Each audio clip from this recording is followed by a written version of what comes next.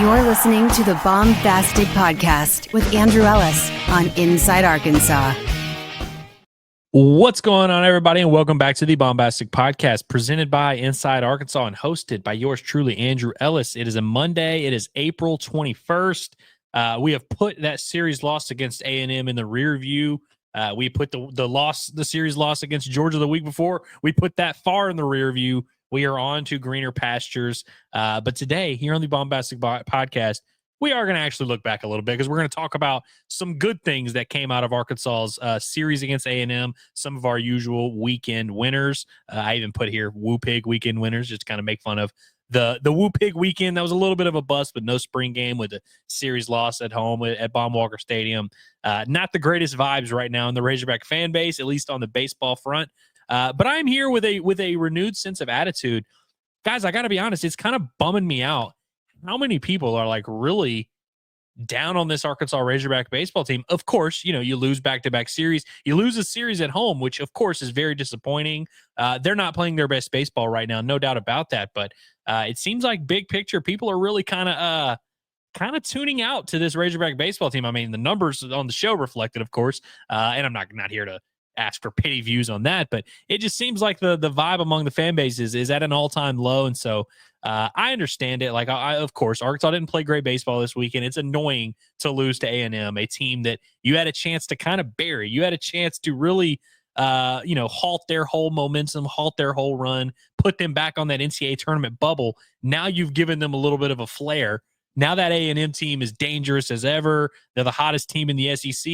You're going to have to play one of the other hottest teams in the SEC in Florida, not to mention some of the just best teams in the country in Tennessee, Texas, and LSU. So I get why there's a little bit of a panic in the streets here among our Razorback fans. I just don't think right now is the time to give up on this Razorback baseball team. But we're going to talk a little bit about that. And like I said, we're going to get into some of our weekend winners, highlight some of the bright silver linings from this past weekend. But before we do all of that, I want to remind you guys that we are brought to you by our friends over at Alumni Hall. You can check them out, 3417 North College Avenue. If you've been listening to the show, we were there on Friday, me, John, and Curtis. We had a great time. I was really pleased with how many fans came out and gave us fist bumps and joined the raffle and bought their merch for Woo Pig weekend. They were ready for a good weekend, and unfortunately, they were not given that. But we had a great time over there at Alumni Hall. They do a good job taking care of us and being good to us. We really appreciate that. And like I said, you can check them out, 3417 North College Avenue. Check their selection out for yourself. Don't just listen to us. Don't just see all the cool merch that we wear. Go check it out for yourself. Go get a look-see and see if you can go check something out. It's never a bad time to update your wardrobe.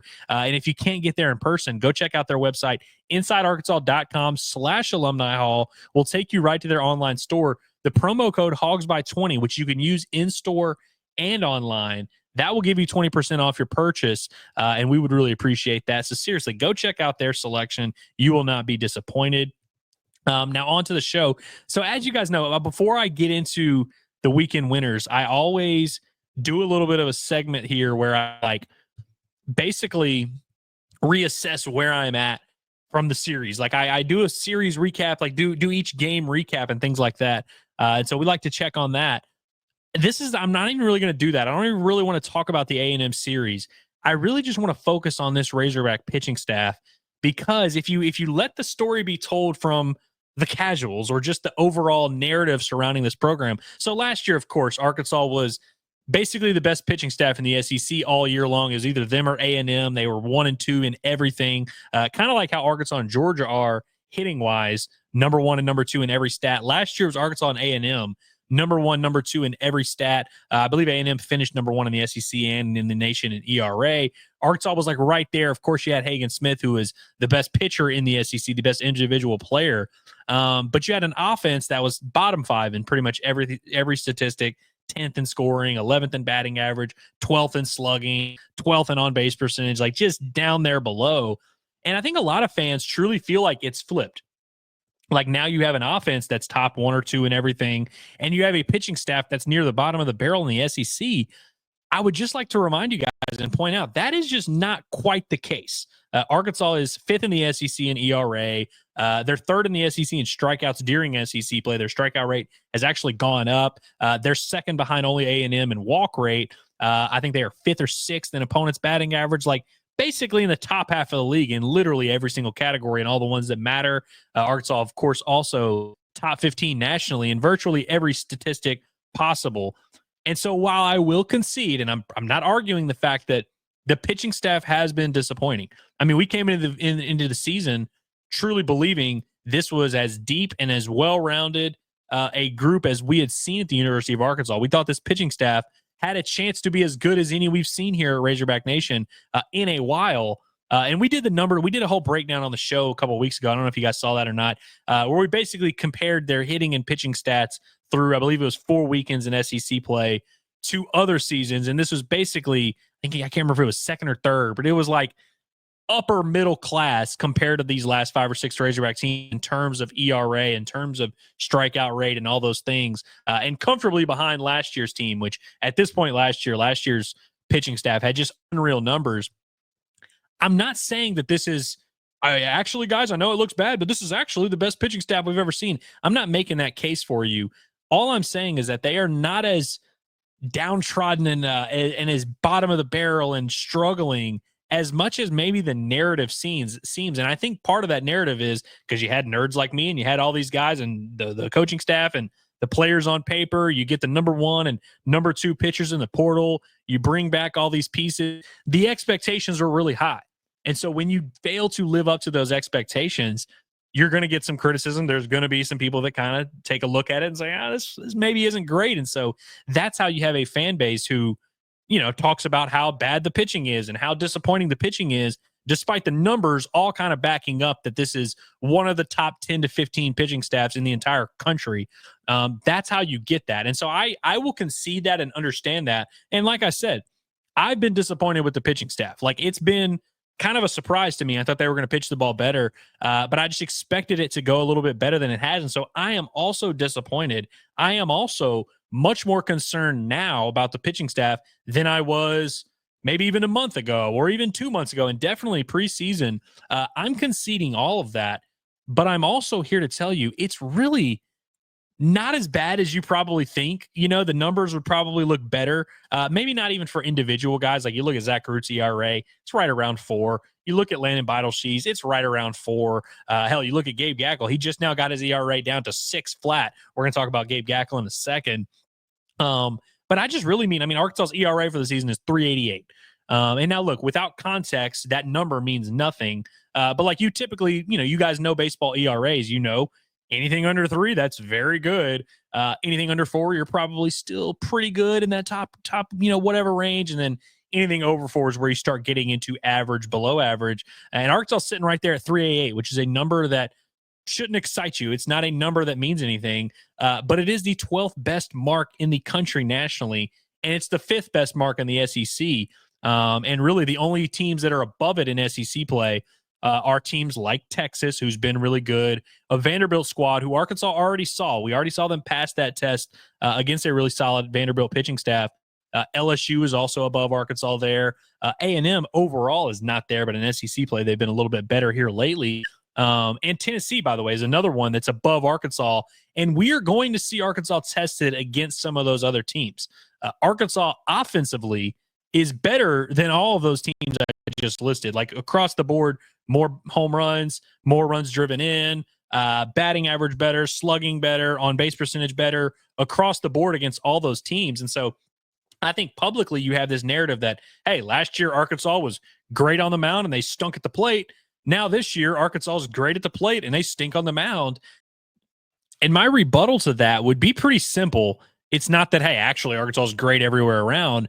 My argument would simply be Arkansas has had, like I said, a disappointing start to the season from a pitching staff standpoint and had everything go about as poorly as it possibly could have. Like, I think if we replayed Gabe Gekckle's sophomore year 30 times, I don't see a way we get a worse version ever. Like, it's gone about as poorly as it could. Gage Wood, of course, has only been able to throw a handful of innings for Arkansas. His junior year has obviously not gone the way he thought. Zach Root, I would argue, this might not be the worst case scenario, but I think things have not gone as well for Zach Root as they probably could have gone. And you can go on down the line. Christian Fouch, this would probably apply to him as well. Maybe even Landon Beidelshees, who, I thought preseason had a chance to be better than he's been now, and has pitched better in the past in his career. But my point is that even with things going as bad as they could have possibly gone for this Razorback pitching staff, losing one of your top key arms in Parker Coyle as well, you're still kind of right there striking distance compared to rest of the country, rest of the best pitching staffs in the country. Arkansas is not nearly as far away from them as I think the national narrative is. And when I say national narrative, I should say state narrative, because it's really just a narrative that exists inside the state of Arkansas. Like nationally, there are not a ton of, when I speak in DM and talk with whoever nationally, they don't sit there and say, that Razorback pitching staff, man, it sucks. I really only hear that kind of stuff from Arkansas fans. And so what I'm trying to portray is that, again, Arkansas has been disappointing on the mound. I've been surprised by some of the struggles they've had, particularly in the starting pitching front. And even with all that, I still look ahead and I say, hey, you're going to face some offenses here that are going to test you. I mean, you're going to get tested against Tennessee. You're going to get tested against LSU, no doubt. But I think Arkansas's got a chance to kind of prove themselves as not that far away from some of their top peers from a pitching staff standpoint.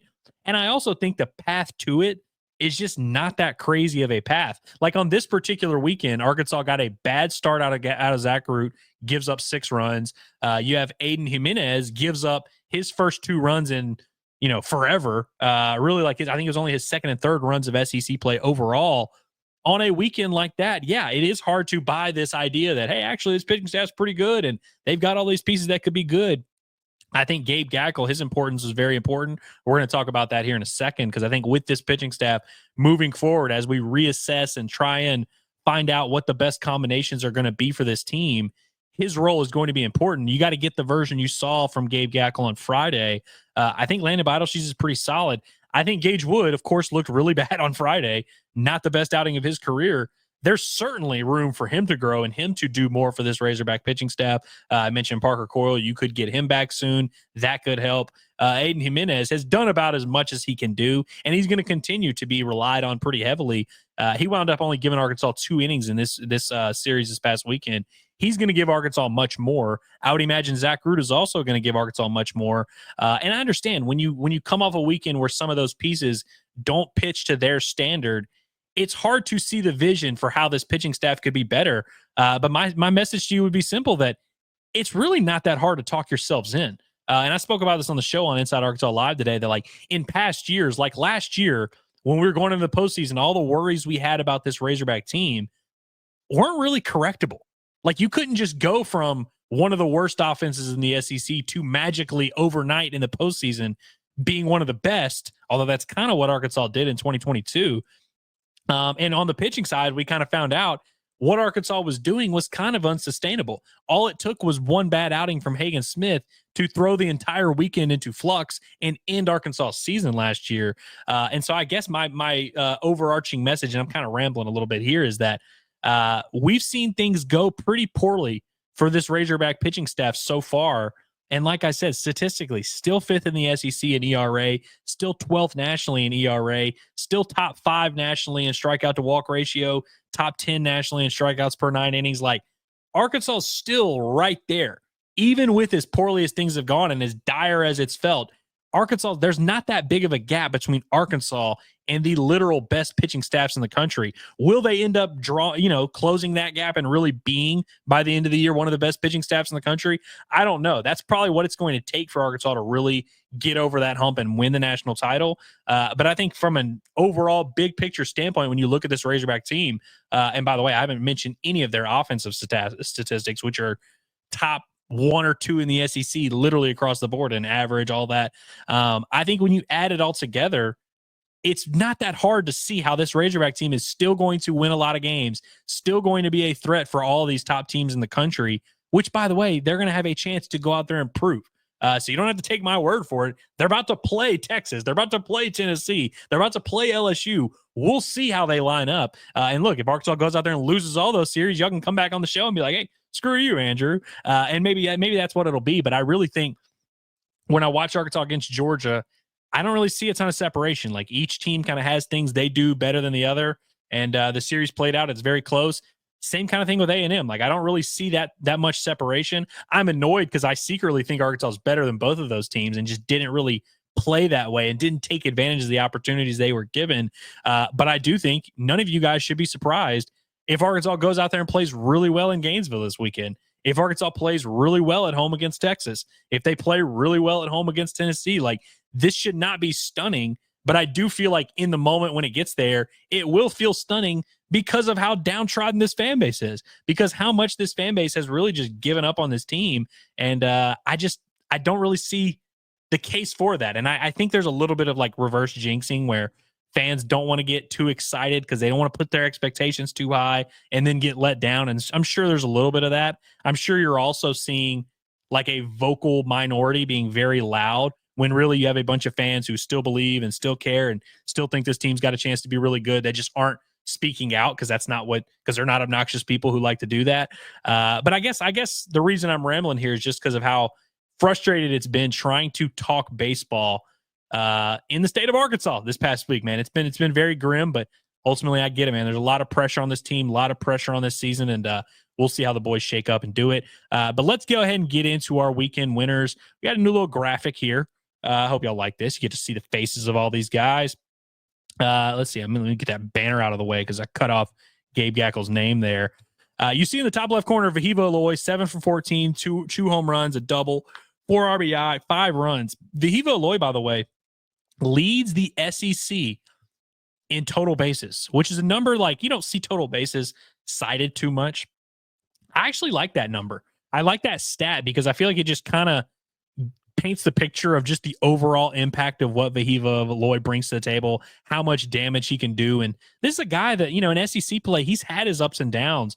The guy's been really good, man. Overall for the year, Vahiva Aloy now hitting .379, leads Arkansas with 15 home runs, leads Arkansas with 14 doubles. I mentioned his impact in SEC play. He hasn't just been feasting up against bad competition. In SEC play, Vahiva Aloy hitting .354, 8 of his 15 home runs have come. 5 of his 14 doubles have come in SEC play as well. That's good for a .707 slugging percentage in SEC play. Vahiva Aloy, guys, I talked about this on Inside Arkansas Live last week, tweeted something about it. I'm willing to go there. Vahiva Aloy is the best shortstop we've ever seen at Arkansas. And when I say that, I'm sure some of you probably agree and you're nodding your head like, yeah, of course he is. And I think that's the correct take at this point. And I'm sure there's some of you who are saying, no, wait a minute, Andrew. I remember Jalen Battles. I don't think we've ever seen a defensive shortstop as good as Jalen Battles. And I would say you are correct. Jalen Battles is the best overall defender I've ever seen play shortstop at Arkansas. He was just smooth, had a good arm, was a good athlete, not the craziest, like explosive athlete, but at shortstop, really smooth with his movements, no wasted movement there. He's very quick with how he does everything. I think Jalen Battles, for my money, is the best defender Arkansas's ever had at the shortstop position. I don't think Vahiva Aloy is quite there on that level as just a pure defender. But I think at this point, Vahiva Aloy's in that top 3 to 4, maybe top 5 conversation of best defenders we've ever seen at Arkansas at shortstop. He's continued to round out his game, turns double plays that I feel like they have no chance at turning. He makes plays. He saves Arkansas at least a run or two each weekend with just balls he's able to keep in the infield, throws he's able to make to first base. He's been unbelievable for the season so far this year. Let me pull this up real quick. Only made 3 errors still, so he's fielding at a solid 979 clip. He's going to have a chance to be an all-SEC defender. We'll see if he ends up getting that nod because that'll certainly help the case. But again, I think Vahiva Aloy is one of the best defensive shortstops we've ever seen. And I think offensively, not only is he the best shortstop we've ever seen from a production standpoint at Arkansas, it's not even really going to be close. Like he's going to end up with 20 plus home runs or whatever, hitting .350, whatever the hell he does. His season will end up being the best shortstop offensive season we've seen by like double the margin. Like Jalen Battles, who I was just referencing, who I think is one of the best shortstops we've ever seen, maybe the second best. I believe he hit 10 home runs his junior year and hit about .284 at the plate. Wasn't above average, was a solid offensive player. Vahiva Aloy is literally going to like double that production. Going to have probably 20 plus home runs. Going to hit about 60, 70 points higher at least. Right now he's about 100 points higher. I think Vahiva Aloy is the best shortstop we've ever seen at Arkansas. You guys may disagree, whatever, but I think it's going to be reflected in where he gets drafted this summer as well. Seen him as high as top 20 on some of those charts. And so really excited. It's been a joy to watch him, to see his growth. He's just so much better than he was last year. And I know there's this narrative that Arkansas doesn't develop players and that players don't get better under Nate Thompson, yada, yada, yada. Davalon, pretty damn good. Maybe he's an anomaly, but I think it's just a perfect mixture of talent, meeting hard work, meeting opportunity, meeting a coaching staff. It's been a perfect marriage with Davalon, and it's been cool to see the fans really get behind him. I mean, you go to Baum and there's lays everywhere. They've got the Hawaiian shirts. Shout out to Alumni Hall. You got the Aloha Brothers shirts. You got the Bash Brothers, him and Kahio Aloy. It's just been really awesome. By the way, his brother, not too shabby himself. He had a pretty good weekend at the plate as well. But Vivo Lloyd, wanted to shout him out. Best shortstop in Razorback history. Moving on a little bit. Justin Thomas, man. Justin Thomas Jr., shout out to him, man. He's been a guy that did not swing the bat well last weekend against Georgia. And now he's been a pretty consistent starter to this point. Overall in the season has 38 games played, 31 starts in 41 games total. So he's been pretty consistently in that everyday lineup on the weekends. I felt like after his performance against Georgia, after struggling a little bit, you have Kendall Diggs starting to swing the bat pretty well. Carson Bowles starting to swing the bat pretty well. And we saw both of those guys get in at some points this weekend. Justin Thomas's spot is the one that, you know, if one of those guys were going to take over and really be a full-time everyday guy, it would be in Justin Thomas's spot. Justin Thomas said, not so fast, my brother. Pretty much won that game on Friday, the game two of the series, game one on Friday of the doubleheader. Justin Thomas hits both of his home runs there. That's his 5th and 6th shots of the year. He drives in 3 runs. He scores 3 runs, goes 4 for 8 overall on the weekend. Also had a couple hits on Thursday night in a losing effort. For the year so far, Justin Thomas hitting .283, on base percentage up at .430 because he's drawn 22 walks, which is a really solid number for a 9-hole hitter. Slugging .522. He's got 6 home runs and 4 doubles. Not like crazy next level power, but you make a mistake over the heart of the plate, he can pull it out of the yard. He's a little bit of a threat there. He's also got some speed, of course, got 4 stolen bases. Just does a little bit of everything for Arkansas in the 9-hole. At this point, I feel like has firmly done enough to continue and keep his spot in the everyday lineup. And I mean, when you're getting basically a 950 OPS out of your 9-hole, you've got a pretty good lineup. You've got something special going on. And good to see Justin Thomas continue to be a threat, take advantage of opportunities he's given. Really proud of him, really happy for him to see that performance. Hope he continues to crush it for Arkansas down the stretch. He, by the way, is going to be an interesting one to watch this summer, just to keep an eye on. Charles Davalon, I feel pretty confident in telling you, is going to get drafted and signed just based on how his year's gone. I've seen him in the top 30 of some of these prospect lists. He's a draft-eligible sophomore. Now, he will have the option to come back. I don't think he's going to take that option with just how well his sophomore year's gone. Justin Thomas Jr. is a junior, draft-eligible. There was actually some talk of him maybe signing last year. So I know he's kind of in that scouting community a little bit. Like, he's on their radar. We'll see if he ends up getting drafted. But that's one where if I'm Arkansas, he's kind of one of those fringe guys I'd be wanting to keep, because think about how much better he is. I mean, he hit 105 as a freshman at Georgia, went out and got a lot better at the JUCO level, now hitting just under 300 at the SEC level. The strides he's made from year 1 to year 3 in his college career, if I'm Arkansas, I want to see what year 4 Justin Thomas looks like. And so we'll keep an eye on his maybe prospect status, because I'm sure he is going to be a little bit of an intriguing prospect to some, scouts for his defensive ability, his athleticism, some of that pull power. But we'll keep an eye on Justin Thomas. I think it'd be awesome if Arkansas get him back for another year. Would bring some stability to that outfield. Dylan Carter, man, as much talk about Razorback pitching, Dylan Carter just continues to kind of fly under the radar. And now his effort there, his line, 4 innings, 1 hit, 0 runs, 0 walks, 4 strikeouts, came in a losing effort after Zach Root really struggled on Thursday night.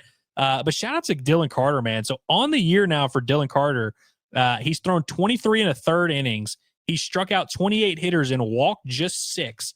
Opponents are hitting .213 against him. That adds up to a 1.93 ERA. And like I said, not a small sample size in terms of innings pitched. The only Razorbacks who have thrown more innings on this team than Dylan Carter, Aiden Jimenez, Ben Bybee, Landon Beidelshees, Zach Root, Gabe Gekckle. Dylan Carter's been right there in terms of volume. He's been right there in terms of effectiveness, got an ERA under 2. throws a shit ton of strikes, super reliable, super effective. We'll see what his role ends up being. I mean, Arkansas kind of stretched him out, ended up throwing 4 innings, which is a season high for him. Hell, might even be a career high at Arkansas. We'll see if it kind of ends up being in that mid-long relief work. We've seen him in some high leverage situations. Arkansas's got a lot of arms at their disposal, some of which are underachieving, some of which are overachieving. But don't forget about Dylan Carter, man. He's been super reliable for Arkansas. Sucks that it came in a losing effort this week. Should have, if Arkansas's lineup was able to get something going against that A&M bullpen, Weston Moss just kind of shut him down, kind of did what Dylan Carter did on the other side. So it comes in a losing effort, but it sucks because I felt like his outing really flew under the radar this week, but he was nails, man. He was lights out. Really love to see that. Real quickly, Charles Davalon, who's basically clinched like weekly status in our Weekend Winners segment, 6 for 14 on the week, had a couple doubles, drew a walk, scored 4 runs, did not drive in any runs, which is a little interesting, but out of the leadoff spot, Charles Davalon continues. Let me make sure I'm not lying here while I say this. I'm pulling it up. Charles Davalon, last I checked, leads the SEC in runs scored, and he still does with 60. And the guy who's right behind him is Vahiva Aloy at 58. So Arkansas has the number 1 and number 2 run scorers in the SEC. Both of them are weekend winners. Both of them are the top 2 guys in Arkansas's lineup.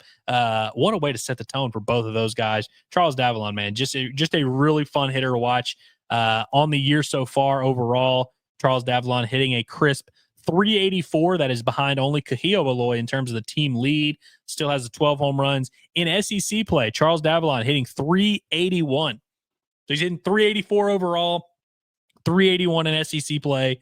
Right, left, switch, it does not matter. The dude just rakes. He's a lot of fun to watch. And our final winner of the weekend might be the most important outing because of what it represented. Gabe Gekckle gives Arkansas, he's the only winning pitcher this weekend, gives Arkansas damn near 6 innings out of the bullpen in game 1 on Friday. Goes 5 2/3, 4 runs, 1 hit, walked a couple, 8 strikeouts. The one run he gave up was a solo home run in what at the time was a 10-4 game. So if there's ever a time to give up a run, it's probably then. Just kind of fell behind in the count, ends up grooving a guy a fastball. I thought, and I agree with Dave Van Horn's assessment, that he got better as the outing went on, started to kind of pick up some steam there, really had a good feel for that slider. And the slider is probably the best pitch for Gabe Gekckle, which is saying a lot because we want to talk about his arsenal. A guy that's 95 to 98 with the fastball, maybe even can have a little bit more juice in there, but he's got a very electric, very dynamic fastball that gets him a ton of swings and misses, by the way. Anytime people see a fastball get hit, they say, oh, it's a flat fastball. Rather than just, hey, it was a fastball that was in the zone. People do that with Gabe Gekckle, where they say he has a flat fastball, but the spin rates do not agree with them. And the vertical break, the horizontal break, they don't agree with those guys either. When he's locating that fastball, it's electric, but I feel like his slider is his best pitch. The changeup is starting to evolve, and I do like it. I think it's a decent potential plus offering. And the curveball is another thing that can kind of, another weapon he can throw at these teams. But I feel like Gabe Gekckle, that fastball slider combo, that alone is going to be able to pay the bills.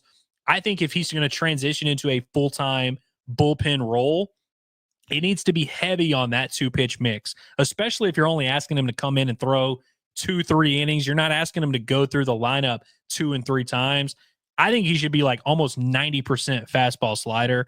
We'll see if maybe that, because maybe that was an issue with him starting, is you're trying to throw a certain amount of fastballs, trying to mix in the curveball a little bit. Oh, the lefty's coming up. Let's mix in a changeup.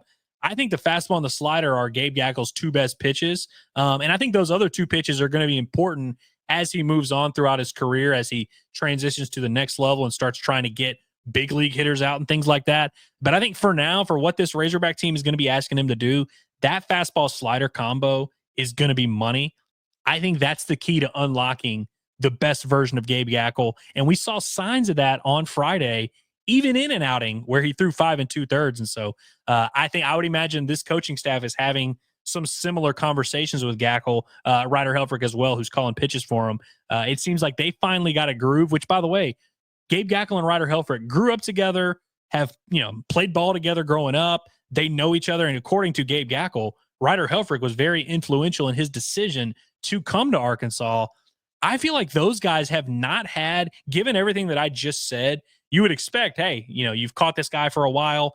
they would have this like really awesome rapport. I have not sensed that this season.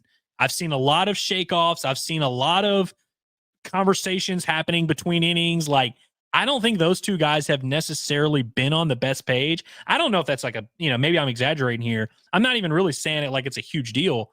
I felt like the other day was probably the best in sync, synchronization that they had this weekend. And so we'll see if they're able to build on that a little bit. Two young guys that are both trying to figure this thing out at this level. Still a lot of talent, still a lot of upside there. I thought the other day was a very encouraging moment for Gabe Gekckle. Hopefully we can see him build on this. We'll see what that role looks like. When I was talking earlier about envisioning ways in which this pitching staff can really take that next step and be one of the best in the country, I think it needs to start with Arkansas's game 2 approach.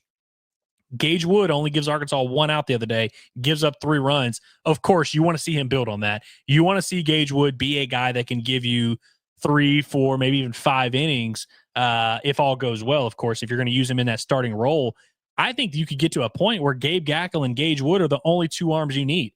On Friday the other day, Gage Wood didn't have it. Ben Bybee came in and gave Arkansas 3 innings of work, which is very important, and he did a great job. I think you could maybe save him for a different role, have just Wood and Gekckle piggyback, backpack, double team, whatever term you want to use, that game 2. And when you have both of those guys rolling, like those are 2 very dynamic right-handed arms. And of course, you've got plenty of options at your disposal outside of that.